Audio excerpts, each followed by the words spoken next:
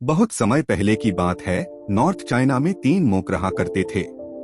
उनका नाम किसी को नहीं पता था, क्योंकि उन्होंने कभी अपने बारे में किसी को कुछ नहीं बताया। चीन में आज भी उन्हें बस 3 हंसते हुए मोंक के नाम से जाना जाता है। वे तीनों मोंक हमेशा एक साथ रहते थे और गांव-गांव घुमा करते थे। वो जिस भी गांव में जाते, वहां के बाजार के बीचों बीच में खड़े होकर जोर जोर से हंसना शुरू कर देते। उनकी हंसी को देखकर लोगों का ध्यान उनकी तरफ खिंचा चला आता और धीरे धीरे उनके चारों तरफ एक बड़ी भीड़ इकट्ठा हो जाती। वे इतनी एकाग्रता व संपूर्णता के साथ हंसते कि उनकी हंसी देखकर सारा गांव हंसने लग जाता, और जब वो पूरा गांव हंसी के समंदर में डूब जाता तो वे दूसरे गांव में चले जाते। वे ना तो कुछ बोलते थे, ना ही कुछ उपदेश देते और ना ही कोई शिक्षा। वे जहां भी जाते अपनी हंसी से ऐसा माहौल बना देते कि लोग अपने सारे दुख दर्द भूलकर बस हंसने लग जाते। पूरे चाइना में उनके बारे में बातें होने लगी। जब भी उनसे उनका नाम पूछा जाता तो वो बस हंसते थे, और इसी वजह से उनका नाम 3 लाफिंग मॉन्क्स पड़ गया। वो मोंक इस तरह से हंसते थे जैसे कि उन्होंने इस संसार की खुशी को या भगवान के मजाक को समझ लिया हो, और उन्होंने सिर्फ अपनी हंसी से पूरे चाइना में इतना आनंद फैलाया जितना आज से पहले कोई नहीं फैला पाया। पूरे चाइना में घूम घूम कर लोगों को हंसाते हुए समय के साथ वे तीनों बूढ़े हो गए, और एक रात जब वे एक गांव में ठहरे हुए थे तो उन तीनों में से एक मोंक की मौत हो गई। ये खबर सुनकर पूरा गांव दुखी हो गया। गांव वालों को लगा कि शायद आज के दिन वो 2 मोंक जरूर रोएंगे, और यही देखने के लिए हर कोई उनसे मिलने आया।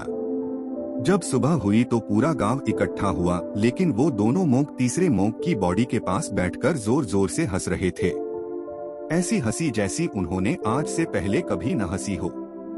गांव के कुछ लोगों ने उन्हें समझाने की कोशिश की कि यह आपका साथी था और इसकी मृत्यु पर आपको हंसना नहीं चाहिए।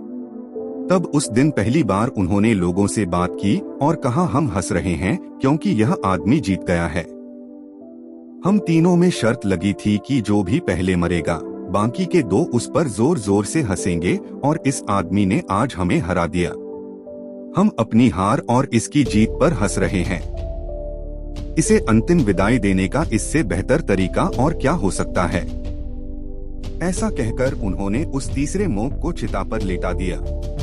चीन में यह प्रथा थी कि जब किसी इंसान की मृत्यु हो जाती तो उसके पुराने कपड़े उतारकर उसे नए कपड़े पहना दिए जाते थे, लेकिन मरने से पहले उस मोंक ने अपने साथियों से अपने कपड़े न बदलने के लिए कहा था।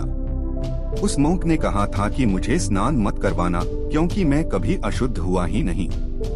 मेरे जीवन में इतनी हंसी आई कि कोई अशुद्धता कभी जमा ही नहीं हो पाई।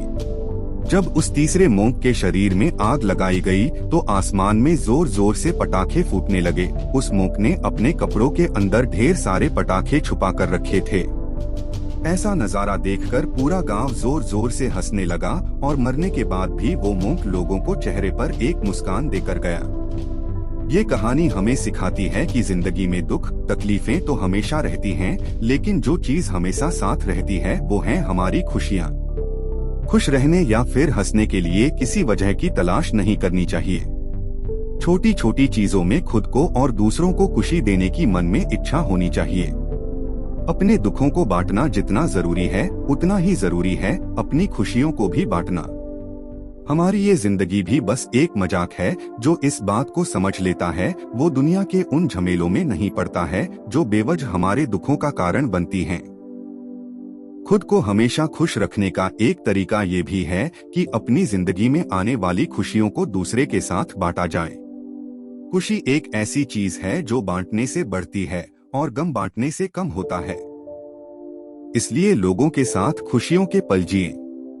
लोगों से हंसकर बातें करना, छोटी छोटी चीजों में खुशियां ढूंढना, साथ बैठकर हंसना और मजाक करना, ये सब आदतें हमारी खुशियां बढ़ाती हैं।